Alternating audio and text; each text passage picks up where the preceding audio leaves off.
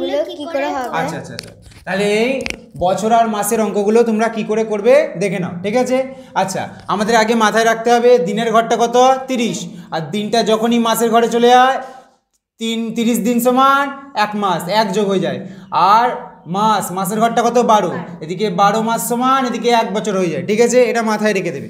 আচ্ছা, এখানে কত আছে 27, এখানে 22, চলে যোগ করো। 7 আর 2 9, আর 2 আর 2 4, ভেরি গুড। সেম বয়সে 9 আর 6 10 11 12 13 14 15, তাহলে 15 হয়ে গেল, 15 মাস।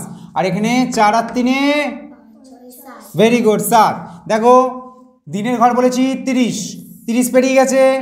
আচ্ছা, তাহলে আমার 30 আগে বসিয়ে দিলাম। 30-এর সঙ্গে কত যোগ করলে 49 হয়?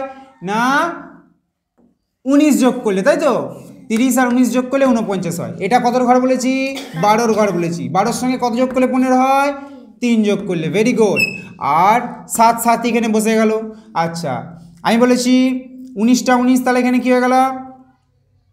আচ্ছা, এখানে হ্যাঁ সরি, না এগারোটা হবে না, ঠিক আছে। দেখো 19টা তাহলে এখানে বেঁচে রইলো, তাহলে 19টা এখানে বসে গেল। আর 30টা এদিকে চলে এলে কত বলেছি? 1 যোগ হয়, তাহলে 3 যোগ 3টা এখানে লিখে দিলাম। আর 30টা এদিকে চলে এসছে, মানে 1 যোগ হয়ে গেল। আর 12টা এদিকে চলে এসছে, মানে 7টা অলরেডি ছিল এখানে, আর 12টা এখানে চলে এসছে, মানে 1 হয়ে গেল। তাহলে 19টা 19ই বসে গেল।